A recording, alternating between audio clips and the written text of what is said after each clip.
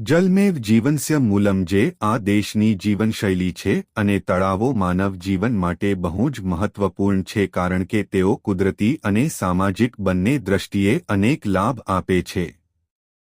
જે વરસાદી પાણી સંગ્રહ માટે જરૂરી છે અને એ પાણીનો ઉપયોગ પીવા માટે ખેતી અને ઘરગથ્થુ કામ માટે થાય છે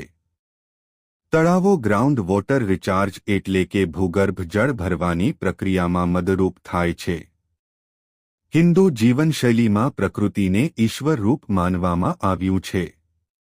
જ્યાં એક બાજુ કાંકરિયા તળાવ માટે આખું ભારત ગર્વ લઈ શકે ત્યારે અન્ય તળાવોની ઉપેક્ષા પણ ધ્યાનમાં આવી છે એ 2025ના જુલાઈમાં અમદાવાદ મ્યુનિસિપલ કોર્પોરેશન દ્વારા પ્રકાશિત એક અખબારી અહેવાલ અંગે સુઓ મોટો કાર્યવાહી શરૂ કરી છે જેમાં જણાવાયું છે કે અમદાવાદના કુલ નોંધાયેલા 172 પાણીના સ્રોતોમાંથી લગભગ 37 તળાવો ગાયબ થવાની વિકટ પરિસ્થિતિમાં છે મુખ્ય કારણો નોંધવામાં આવ્યા છે કે આ તળાવો નાગરિક યોજના ડેવલપમેન્ટ પ્લાનમાં સમાવિષ્ટ ન હોવાને કારણે તેના પર કબજો થઈ રહ્યો છે અન્ય એક કારણમાં મોટા તળાવોમાં ઘટાડો થવો એ છે જેમાં વસ્ત્રાપુર મેમનગર થલતેજ અને સોલા જેવા મુખ્ય તળાવોનું આજુબાજુના પાણીયાર વિસ્તાર એટલે કે વોટરબોડી એરિયા લગભગ 46% સુધી ઘટી ગયું છે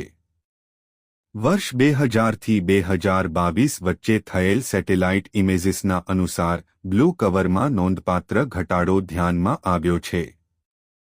એ એન્વાયરનમેન્ટ પ્રોટેક્શન એક્ટ 1980 અને વોટર એક્ટ 1974 જેવી પર્યાવરણ સંરક્ષણ કાયદાઓના ઉલ્લંઘન અંગે ગંભીર ચિંતાઓ વ્યક્ત કરી છે અને અમદાવાદ જિલ્લા કલેક્ટરને નોટિસ મોકલી છે અને જવાબ માંગવામાં આવ્યો છે